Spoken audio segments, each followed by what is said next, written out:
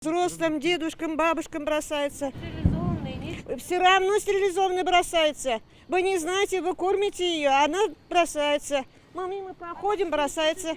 Такие споры идут во дворе на Ибрагимова, 11. Одни жители бездомных собак подкармливают, другие боятся сами попасть к ним в пасть. В народный контроль уже написали жалобу. Вечером невозможно здесь ходить. Я боюсь, вот, например. Так-то не мешает, но страшновато. Вообще, эта проблема должна заниматься правительство.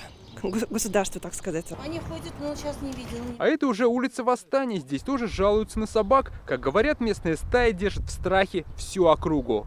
С ребенком в школу ходить, одну я ее ни за что не пущу. Я сама умираю, боюсь. Они как волкодавы сидят вот на задних лапах. Это звери, опасные для человека. Они стаями бегают, они кусают, они детей грызут. Как нам показали, благодатным лежбищем для своры стал пустырь с мусором у 101-го дома. Мы никого не застали, но жители говорят, радоваться рано.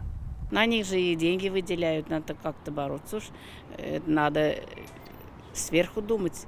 Видите собак бродячих?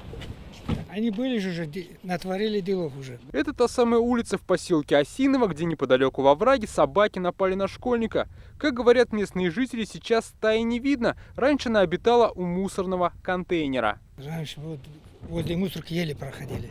Невозможно. Опасно. Сейчас спокойно, да? Ну, сейчас вроде спокойно, да. Убавил заметно, да. Угу. Власти работают. Как сообщили в организации по отлову животных в Зеленодольском районе, после ЧП со школьником они отловили в Осиново 22 собаки. Но, как отмечают, проблему нужно решать глобально. Свои предложения опубликовали в открытом письме правительству Татарстана. В частности, отмечают, что в республике нет профессиональных служб отлова, из-за чего муниципалитеты не могут найти исполнителей по контракту. Частным приютам не хватает финансовой поддержки. Заказчик, муниципалитет просит оставить в приюте. Но были подсчеты, что вот с начала прошлого года, когда мы начали заниматься по контракту, в приюте оставлено порядка 150 животных. Это частный приют, никем не спонсируется, и содержание их никем не оплачивается. Любой, у кого есть животные, понимает, что содержание одной собаки, кошки обходится в копеечку. Альберт Галиев предложил создать общественный совет по вопросам отношений к животным. Туда вошли бы представители госорганов, ЖКХ, общественники, зоозащитники, кинологи, ветеринары и СМИ.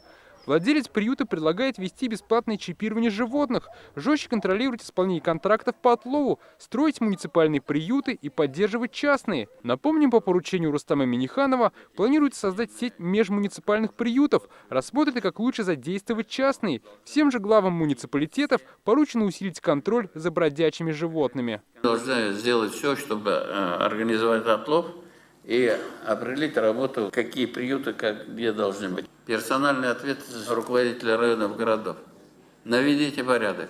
Отметим, что во многом причина увеличения количества бездомных животных на улицах в действующем законе. Он вступил в силу в январе 2020 года. По нему животных запретили усыплять. Сейчас в Госдуме к этому документу собираются вернуться и доработать. Дмитрий Аринин, Рамзиль Гарипов, ТНВ, Казань. Закажи рекламу на ТНВ. Телефон в Казани 5 705 100.